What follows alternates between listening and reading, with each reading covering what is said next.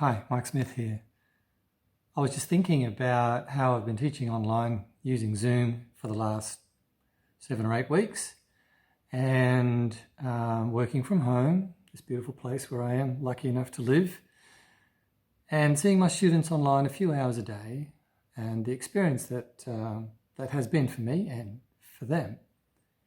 And looking forward, our industry is certainly going through a lot of changes, and it may be that we're teaching online into the future, well beyond the restrictions that we're living under right now.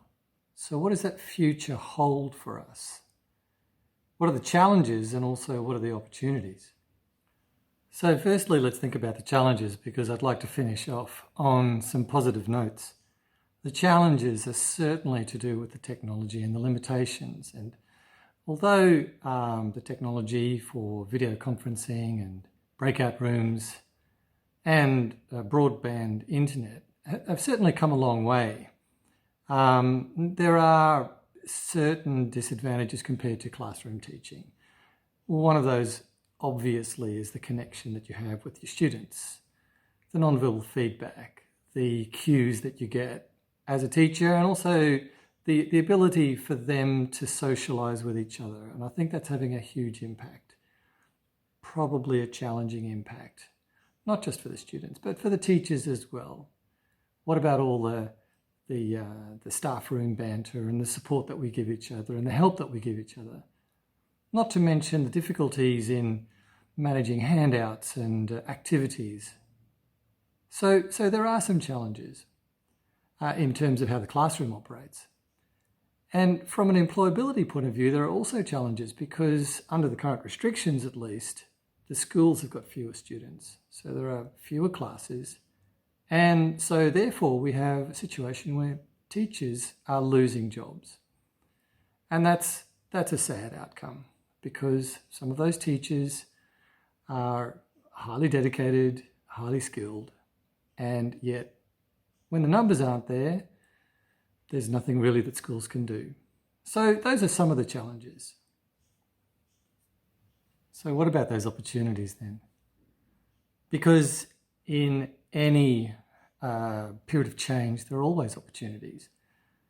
So in this very difficult period, and one that has been brought upon us in a very short period of time, the opportunities that I see now is that the students and the teachers both have built some experience with the online technology that's required for these types of classes to happen, and yet when they move on from this school, they can maintain those skills. So everyone now, practically around the world, has some experience at video conferencing, and I'm sure that it wasn't the case before COVID-19. Certainly not for me. So even though teachers are finding themselves out of work, and perhaps students are finding themselves distanced from schools, I wonder if we can make those connections in another way. So for example, for students, why couldn't they be enrolled in courses at multiple schools according to what is convenient for them? Why can't they maintain their enrolments and their participation in classes from wherever they are in the world? They don't need to be in my country, Australia. And in fact, some of the students that I was teaching started off being here in country, and a couple of them went home before the restrictions in travel. And so they were logging into their class and saying hello to their classmates and me from other countries. And that worked fine. It certainly made no difference as far as the classroom dynamics are concerned.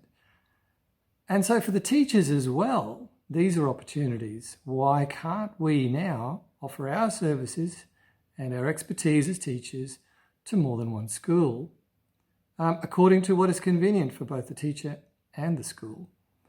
And in fact, if you're thinking about being a teacher that might be offering services to multiple schools, well, then there's not much of a jump from there to working as a freelancer. And then the challenge is connecting with students. So I've been thinking about how that might happen into the future as well. How do teachers and students connect with each other outside the normal traditional framework of schools? So I think perhaps teachers will start to maintain a professional presence of their own, distinct from whoever they might be working for or working with at the time. So I think there will be more teachers maintaining their own websites, whether that's a comprehensive website or just a simple blog. And teachers will need a place where they can store their resources. The years of handouts and URLs to cool websites, but then also some of the other resources that teachers generate as they teach. And in my case, for example, lots of quizzes and lots of screenshots of what I had drawn on whiteboard or on PowerPoint slides to illustrate what I was trying to teach at the time. That's a significant body of work for most teachers as they go through their career. So it would be good to have a platform for teachers to store that stuff in a way that allows it to be portable but at the same time long-lasting and resilient, easy to use, easy to access, and easy to share with their students. And I think those kinds of platforms are going to become more prevalent. And what would be good is if those platforms could be constructed in a way that also supports the social connections, so that teachers, if they want to, they can share, so that students can also develop their own learning portfolios, a record of what they have learned, and can, for the short-term review what they've learned, but then also over the long term, look at the progress that they've made. I think that's a very exciting development, and certainly the technology is available now. Perhaps many teachers are a little frightened of moving into that space, but with some help, I think that can be managed very well. And I think the sort of online teaching community and also student communities are going to be a really vibrant future for both teachers and students. And certainly schools can tap into that as well, as a source of teachers and as a source of students. So even though things look pretty grim at the moment, and I'm looking down the path of possible hours reductions, if not actually losing my job at the moment. But at the same time, I'm also looking at all those students that I've taught in the past and how I've maintained some contact through social media with all of them, and I'm wondering where they are and wondering whether they need any more help that I can give them in areas, not just in general English, although that continues to be important for many people as they go through their lives, but academic English and business English and English for science and all sorts of other forms of English.